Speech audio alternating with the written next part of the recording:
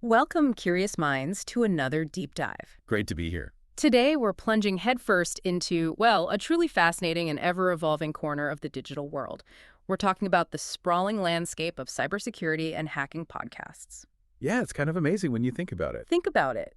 This realm, which, once felt confined to these shadowy corners of text-based bulletin boards and obscure paper zines, it's completely transformed. Totally. It's now found this really powerful, dynamic, and incredibly accessible new voice in audio. It's evolved into what our sources are calling a cyber auditory complex. A cyber auditory complex. I like that. And it is complex. It really is.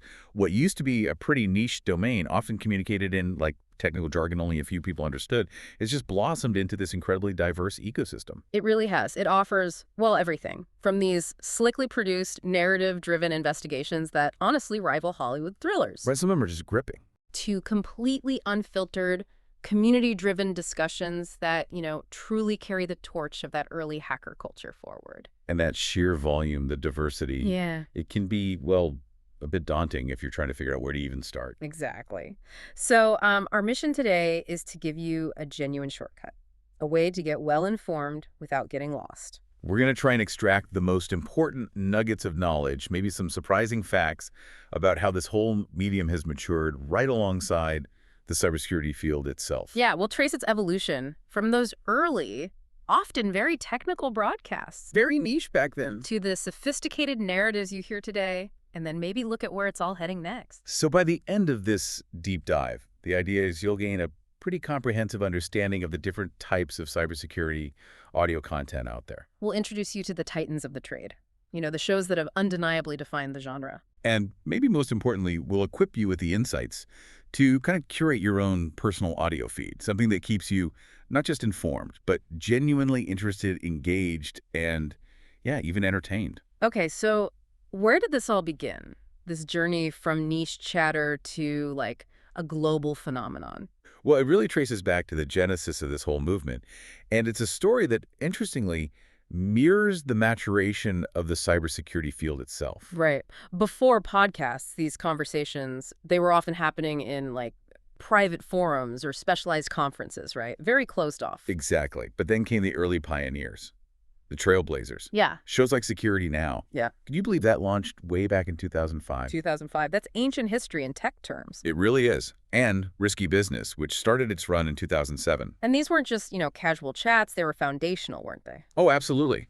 They established a format, this expert-led news and analysis format, that kind of surprisingly remains a cornerstone of the genre even today. They took these critical conversations that used to happen behind closed doors, at expensive conferences maybe. Invite only sometimes. And they just democratized them. By putting this high-level content onto accessible, free platforms, they opened up these vital dialogues to a global audience. That was a massive shift. Huge. A massive shift in how knowledge was shared within that whole security community. That really did lay the groundwork, didn't it? Because after them, we started to see what we could call, I guess, the new wave, this wave of narrative sophistication. That's a good way to put it. And this is where a show like Darknet Diaries just burst onto the scene. It totally transformed the listening experience with its approach. How so? What did they do differently? Well, this new wave brought with it unprecedented high production values, really sophisticated narrative techniques. They deliberately borrowed, quite heavily actually, from popular storytelling formats, things you'd recognize from the true crime boom. Like Serial. Exactly, like Serial. Or even the kind of narrative journalism you hear on This American Life. Okay, I see. And the core goal was to take these complex cyber incidents, Yeah. nation-state espionage, huge breaches, intricate hacking operations, and transform them into something not just compelling, but genuinely accessible, even for people without a deep technical background. So it wasn't just about relaying the facts, it was about crafting a story. Precisely. Making it a compelling narrative. It's incredible how much a well-told story can, demystify a really dense topic. But it wasn't just about information, was it? These platforms also became community hubs. That's a really crucial observation. Yeah, they quickly became these vital hubs for community building, almost like digital watering holes, you could say. Digital watering holes. I like that. Yeah, where different parts of the security world with all their varied needs and interests could come together, connect, and learn from each other. Can you give an example? Sure. So a show like Three Buddy Problem emerged. It offers these unfiltered, free-flowing conversations and incredibly candid industry critique, specifically among high-level researchers. Right. So it's like listening in on a very smart, very direct, maybe sometimes biting chat between experts. Exactly.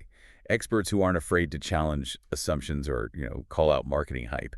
It's a space for raw, immediate insights, sometimes before they're even fully baked. Okay. And then on the other end of that spectrum. Then you have specialized networks like the CISO series.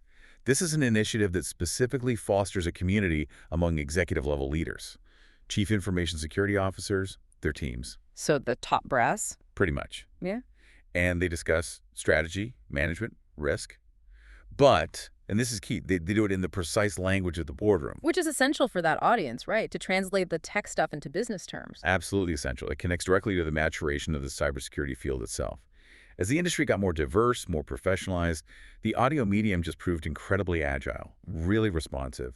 It adapted to serve all those different facets of the security world, From the deepest technical trenches. all the way up to the highest strategic echelons.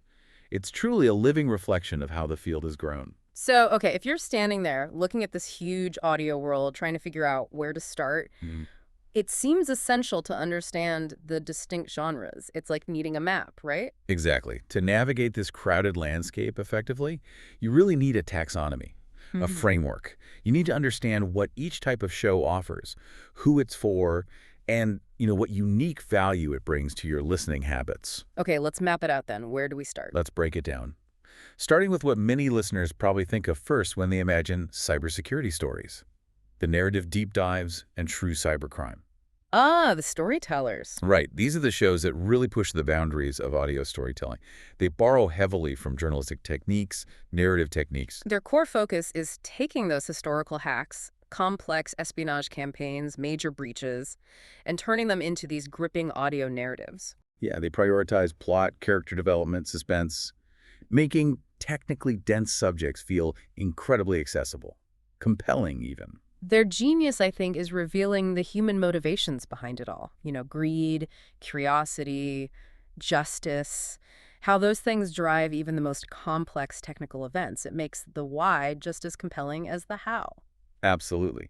And the undisputed leader in this category, frankly, maybe in the whole cyber auditory complex, is Darknet Diaries. Right. Jack Rysider's show. Yeah. It masterfully weaves together interviews and narration, telling, as he calls them, true stories from the dark side of the internet.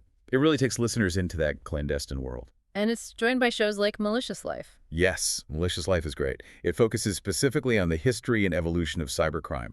It's often described as like hardcore history meets hackable because of its deep dives into the origins of digital threats. And then you've got those high-production, limited-run series, too, almost like audio documentaries. Exactly. Things like The Lazarus Heist, which dug into the North Korean hacking syndicate. That was fascinating. Or Hunting Warhead, which was a chilling investigation into dismantling a child exploitation ring on the dark web. These are really the cinematic wing of cyber podcasting. They prove that technical subjects can be just as thrilling, just as emotionally resonant as any blockbuster film. Okay, so that's the narrative category. What's next? Moving on from those captivating narratives, we shift to what you might call the indispensable workhorses of the industry, the weekly debrief. These are shows offering news, banter, and analysis. Ah, the need-to-know stuff. Exactly. These podcasts serve as the absolute backbone of the industry's information flow. They provide timely updates, expert analysis on the latest security headlines, keeping you current. And the format here seems really versatile. It ranges from, like, straightforward, no-frills news delivery Just the facts. to these lively, personality-driven roundtables that feel more like you're just chatting with brilliant people. That's a great way to describe it. Yeah. And on one end, you have the multi-award-winning Smashing Security. Oh, yeah. Graham Cluley and Carl Therio, they're great. They are. They've carved out this truly unique niche by blending humor and expert commentary. It's widely seen as the closest thing to a comedy podcast in the field. Which is amazing. It proves that humor isn't just, relief from dry topics. It's actually a powerful tool for making security awareness stick. Makes it engaging. Definitely. Then, on the other end, For those who just need the facts, quick and clean, there's CyberWire Daily. Right. Concise, professional daily briefings. Perfect if you're busy. Ideal for busy listeners. And maybe even faster is SANS Stormcast. That gives you critical threat intelligence in literally minutes. Super fast. Wow. And in the middle ground. Right in the middle, you find the highly respected Risky Business. It's become an institution. A weekly digest known for its sharp, no-waffle analysis from seasoned journalists. Very common sense approach. Patrick Gray's show. Very sharp. Very. And for those who want something maybe a bit more raw, more opinionated, there's Three Buddy Problem. We mentioned them earlier. Unfiltered, often critical takes from elite researchers. And you've also got shows like SciPy BR by Motherboard for more journalistic deep dives, right? Getting context beyond the headlines. Exactly. So this whole category, the weekly debrief, it's absolutely crucial. It keeps busy professionals informed in a threat landscape that, let's be honest, changes by the hour. It really does. It's about providing that immediate, actionable awareness, keeping you up to date. Precisely. Okay, next category. We turn our attention to shows created specifically by and for practitioners, we're calling this. From the trenches. Technical and hacker-centric shows. So this is getting into the real weeds. Deep into the weeds. These podcasts dive deep into the actual tools, the techniques, the unique culture of hacking, often assuming a significant level of foundational knowledge from the listener. And the most authentic, maybe even legendary example here, it has to be Off the Hook, right? It really does. The official radio show of the iconic hacker magazine 2600, The Hacker Quarterly. It offers this raw, unfiltered look into hacking culture, societal issues that matter to that community, specifically by hackers for hackers. It's like a direct descendant of those early independent hacker zines, just in audio form. Totally captures that ethos. Another titan in this category, and a really foundational listen, is Security Now. Steve Gibson. Steve Gibson, yeah. Co-hosted by Leo Laporte. Gibson is just renowned for his meticulous, first principles, deep dives into incredibly complex technology. And so, like, he doesn't just tell you how an engine works. He takes it apart piece by piece, shows you the gears, the pistons, everything, and suddenly clicks. Exactly. The insight there is understanding that even with rapidly evolving threats, those underlying computing principles, they remain constant. It gives you an anchor. A really solid anchor. And for those focused more on practical skill building for cyber defense, the Blue Teamers, there's the blueprint from the SANS Institute. Right. Focused episodes designed for defenders, actionable advice, insights for protecting systems. Improving your craft, basically. So these shows, the technical ones, they're really the modern descendants of those early zines and bulletin boards. Essential for knowledge transfer within that core technical community, cutting through the noise. Digging right to the mechanics, the philosophy. Yeah. Okay, shifting gears again. Moving away from the purely technical, we arrive at a critical and growing niche.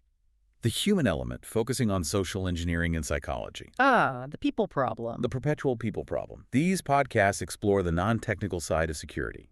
Phishing, scams, influence, cognitive biases, all the ways humans are, frankly, the most frequently exploited vulnerability. It's so true.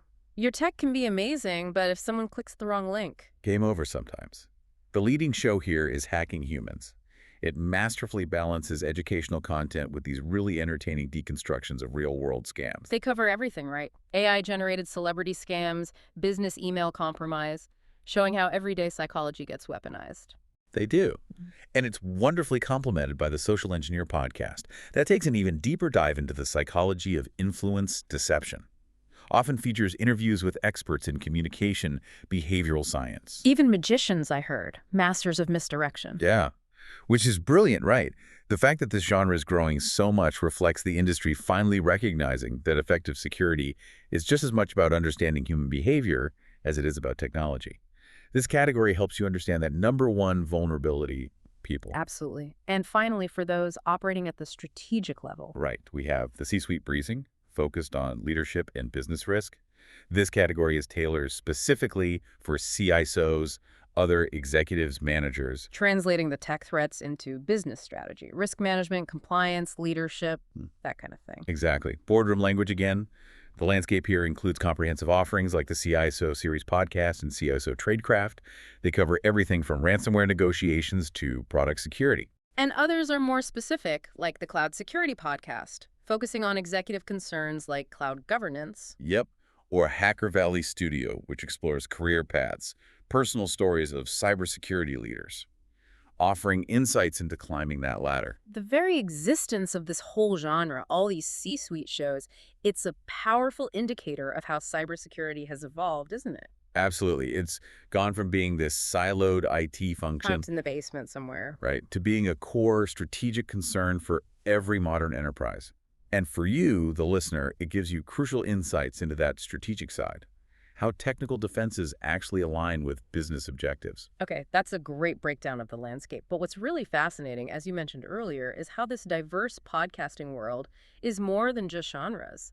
It's like a mirror. It really is a mirror reflecting this fundamental cultural evolution or maybe tension within the world of hacking and security itself. You can clearly see what our sources are calling the Great Schism in cybersecurity's identity. Yeah, the divide. On one side, you have that original, anti-establishment, freedom-focused hacker ethos.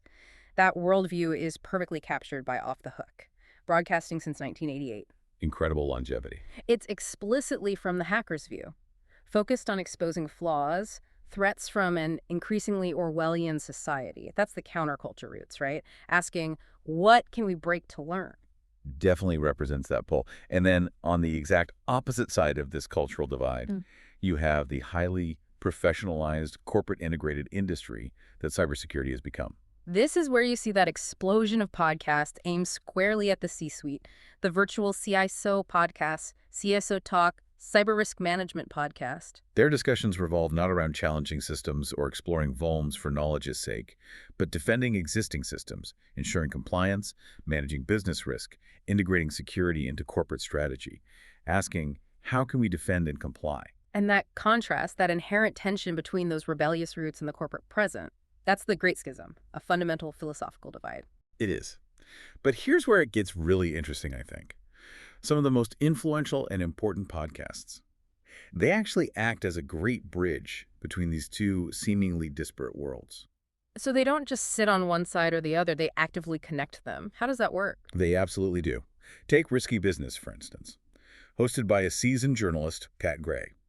It delivers the professional, timely intelligence that a CISO needs for strategic decisions. Clear, actionable analysis. Okay, so it serves the corporate side. It does.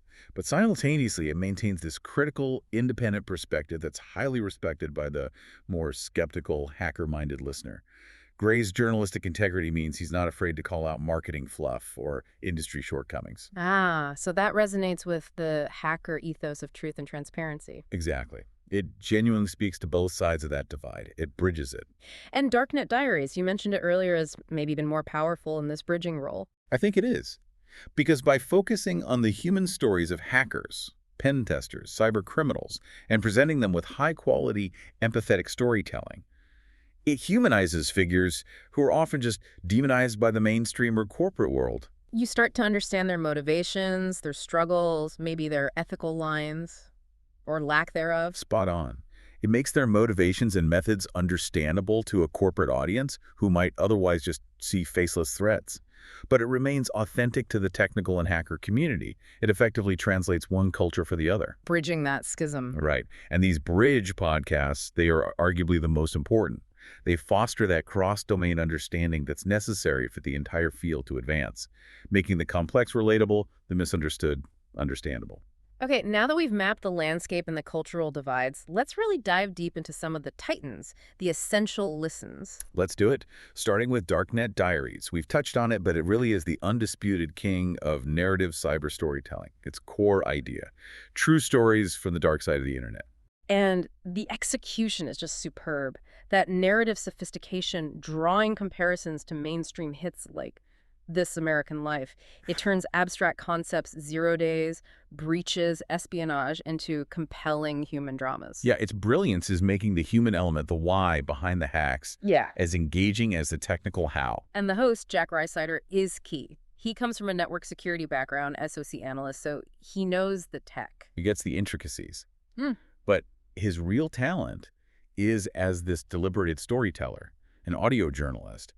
He actually studied narrative construction interview techniques. He crafted the show he wanted to hear, a real master of his craft. And that fusion, tech understanding plus journalistic skill makes the show both accurate and dramatically engaging. Totally. It's a masterclass. Yeah. Slick editing, charming presentation, and crucial authenticity from those first-person interviews. Yeah. Hackers, law enforcement, victims, you hear it directly from them. Takes you inside the story. Exactly. So if you're new to it, where's a good place to start? Episode 1. The Freaky World of PBX Hacking is a great gateway, one of their most played. Perfect intro to that blend of hacker history and captivating storytelling. Shows how early Fun Freakin' laid groundwork for today. Okay. What about a bigger, maybe more well-known topic? For that, check out episode 92, The Pirate Bay. Tackles a huge subject but finds fresh details, explores the personalities, the tech innovations, the legal battles. Really well done. And for that human, sometimes darkly humorous side you mentioned? Ah, yes. Episode 6, The Beirut Bank Job. Yeah. Absolute must-listen. Thrilling first-person account of a pen tester who, through a series of mishaps, accidentally robs the wrong bank during an audit. Oh, where? Oh, yeah. It perfectly blends suspense, tech detail, and genuine comedic absurdity. Shows the unexpected humanity, even in serious cybersecurity work. So Darknet Diaries. Essential if you love the human stories behind the code or want complex hacking translated into gripping thrillers. Absolutely essential. Okay, next, Titan. Risky Business. If Darknet Diaries is the storyteller, Risky Biz is the indispensable weekly intelligence briefing. The industry's must-listen digest. Launched 2007, right? So it has that longevity, that unwavering quality. An institution. It really is. Known for cutting through the noise, delivering unvarnished, expert-level analysis. Its core value is that concise, expert news analysis from a journalistic perspective. Famously cutting through marketing hype, corporate speak, getting to what really matters. They aren't afraid to challenge conventional wisdom, call out vendors, which earns them huge credibility. And that credibility is anchored by the host, Patrick Gray, seasoned cybersecurity journalist covering the beat since 2001. Yeah, he started the podcast specifically to delve into the real nitty-gritty, stuff too complex or sensitive for general IT pubs back then. And he's usually joined by Adam Boileau, the rapport, sharp wit, banter. It's a key part of the appeal, makes complex chats engaging. The format is consistent, right? Weekly news, 45-60 minutes, roundup of headlines, plus in-depth interviews with industry luminaries. Exactly. Researchers, C-level execs, the whole gamut. Respected for its common-sense style and balanced discussions. Educational, but easy to fit into a busy week. And the kinds of stories they cover show its value, like episode #798 on the Mexican cartel surveilling the FBI. Right. Shows that focus on high-stakes incidents where cyber intersects with organized crime, national security, context beyond the headlines. And they get big guests, too, like Chris Krebs, former CISA director, on #796, unparalleled access to leading voices. Definitely. So for you, the listener, Risky Business is that essential weekly appointment if you're a pro needing to stay current with the strategic landscape. It really is the economist of the InfoSec world. Intelligent, respected, indispensable for understanding the bigger picture. Precisely. Okay, shifting to history now. Malicious Life. This one carves out a really unique and vital space. Focuses exclusively on the history and evolution of cybercrime. The cybersecurity equivalent of hardcore history, is that the comparison? Telling those unknown stories of the history of cybersecurity, providing context, answering, how did we get here? That's the idea. It meticulously explores malware origins, digs into infamous hacker biographies, dissects landmark events, from the earliest viruses to sophisticated state-sponsored attacks. And the host, Ran Levi, has an interesting background. Engineer, programmer, but also an author and history podcaster. Yeah, that combination lets the show blend precise technical detail with really compelling, accessible historical narrative. Makes complex history feel immediate, relevant. How's the format? Rich storytelling, but enhanced with commentary from special guests who are often directly involved. Real hackers, experts, journalists, even politicians. It's grounded in history, but notably accessible. Not overly technical, appeals broadly. Good entry points. The Stuxnet Saga, episode 789, is an incredibly comprehensive look at one of the most sophisticated cyber weapons ever. Breaks down its operation, geopolitical context, implications. Amazing stuff. Right, and the Equifax breach. Yep, episodes 45 and 46 cover that monumental 2017 incident, dissects the corporate failures, the security errors, lays it all out. And broader topics, too, like propaganda. Yeah. Episode 11, The Propaganda, explores how governments weaponize the internet for influence ops, this invisible war. So if you appreciate history, want to understand the origins of digital threats, Malicious Life provides that deep, crucial context. Okay, now for something completely different. Smashing security, much-needed levity in a serious field. Exactly. Yeah. In a world of dense topics and constant alerts, this show is a dose of humor, widely seen as the closest thing cybersecurity has to a comedy show. offers a helpful and hilarious take on the week's tech snafus. It stands out because it combines legit expert knowledge with this accessible, entertaining, lighthearted style. That's why it keeps winning Best Security Podcast awards, right? Shows learning doesn't have to be dry. Definitely not. And the chemistry of the hosts, Graham Cluley and Carol Theriot, that's the magic. The dynamic duo. That's them, both industry veterans, but it's their genuine friendship, witty banter, self-deprecating humor. That's the heart of the show. Feels like a fun chat with friends. It's a weekly conversational pod, right? Discuss current events with a guest, simplify complex topics, make it enjoyable for a broad audience. Yeah, less about deep technical dives, more about practical, digestible security advice wrapped in entertainment. Got an example of their style. Episode #425, Call of Duty, From Pew Pew to Ploned. Perfect illustration. Discusses a serious vuln in the game letting hackers hijack PCs, Oh, wow. but blends it with discussion of a real-world scam targeting families of inmates. It's informed, insightful, but delivered with that signature humor and approachable tone. Keeps you hooked. I've definitely laughed out loud listening to them. Rare for a security podcast. It is. So if you want to stay informed but prefer entertaining, lighthearted delivery, Smashing Security is ideal. Great gateway for adjacent industries or anyone who believes learning can and should be fun. Okay, moving to the truly foundational. Security Now, one of the earliest, most respected since 2005. Its unique proposition is providing authoritative, exhaustive technical analysis from one of the industry's most brilliant minds, Steve Gibson.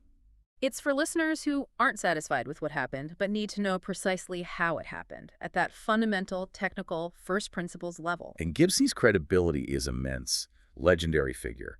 Creator of SpinRite, coined spyware, developed the first anti-spyware program. Still writes in assembly language. Famously. His deep first principles understanding is legendary. And Leo Laporte is great at guiding the conversation, asking clarifying questions, helping translate Gibson's complex explanations. The format is long-form weekly, right? Often over 90 minutes. Allows for those deep, technical dives. Gibson makes unbelievably complex technology issues seem simple and understandable. He breaks concepts down from their absolute fundamentals, and those detailed transcripts on his old-school website, a treasure trove. Give us an example of his explanatory power. Episode #1008, HOTP and TOTP, dives deep into the tech behind one-time password tokens for 2FA. He doesn't just say, use 2FA. He explains the crypto handshake, time sync, math algorithms, demystifies it. Wow, so you really understand it. You really do. Their annual year-in-review episodes are also great entry points. Summarize major tech stories like Log4j, LastPass breaches, with unmatched depth. So if you're a tech practitioner, developer, network engineer, anyone wanting foundational, ground-up knowledge beyond headlines, Security Now is essential. Absolutely essential. It transforms your understanding of how digital systems truly work and how they're secured. Okay, next up, Hacking Humans. Yeah. The premier podcast dedicated exclusively to that persistent vulnerability, the human mind. Right. Focuses entirely on deception. Social engineering, phishing, psychological manipulation, the stuff behind the vast majority of successful attacks. Its unique value is providing ongoing, engaging security awareness training, critical for everyone using tech, not just pros. And the hosts, Dave Bittner and Joe Kerrigan, have that perfect blend. Veteran podcast production, plus 25 years of security engineering experience focused on usable security and social engineering. Makes complex site concepts accessible. Their weekly discussions often feature guest interviews too, right? Cognitive scientists, deception experts, magicians. Yeah, masters of misdirection. Provides this multifaceted view. The format balances educational content with entertaining real-world scam stories, deconstructing current events to reveal the psych principles attackers exploit. Got a timely example. Episode #345, Convinced, Compromised, and Confirmed. Showcases its practical nature. Covers retail website spoofing campaigns, sophisticated spear phishing with fake job offers, wide-ranging tactics. And they tackle emerging threats, like AI for fake endorsements or deepfake audio for phishing. Consistently. Phishing, that's voice phishing. Using AI to mimic voices, trick people over the phone. Scary stuff. So the verdict is clear. Hacking Humans should be required listening for everyone with a computer or smartphone. Absolutely. In an era where the human element is the primary attack vector, it provides crucial practical defenses against daily scams and manipulation. Empowers you to resist. Finally, for that truly authentic, unfiltered perspective from the heart of hacker culture. Off the Hook. The official radio show of 2600. A pillar since 1988. Its proposition, by hackers, for hackers, Offers a view rooted in curiosity, anti-authoritarianism, information freedom. Hosted by Emmanuel Goldstein, founder of 2600, a central figure for decades, plus a rotating collective from the 2600 community. Ensures diverse perspectives from within the subculture. And it's a live, weekly radio show, unfiltered call-in segment, gives it a raw, unpredictable, community-driven feel. Very different from polished pods. The content is free-flowing discussion of the week's news from that hacker perspective. Security flaws, privacy issues, threats from an increasingly Orwellian society. Unapologetically political, challenges power structures, history of activism woven in. And that fierce commitment to authenticity creates a unique dynamic. For longtime listeners, the raw format is its greatest strength. Unfiltered. Cherished. But for listeners used to polished, tightly scripted, often apolitical pods, it can be jarring. Some reviews call it too political or mention angry ranting. Highlights that culture clash. Subculture versus mainstream expectations right there. It's fascinating how its refusal to change is a testament to its integrity.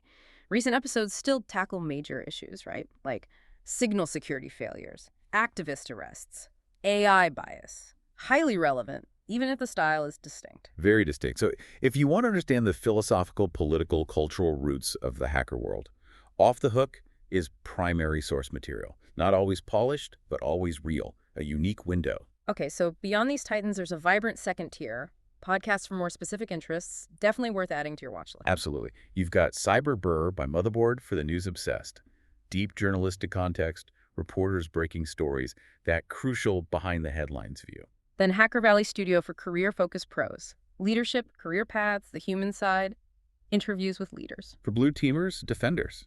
The Blueprint from SANS offers practical, actionable advice, building robust defenses, improving operational security. And if you crave unfiltered hot-take analysis from elite researchers challenging vendors and norms. Three Buddy Problem delivers exactly that. Raw, insightful discussion. And for the deep math and theory buzz. Security, cryptography, whatever.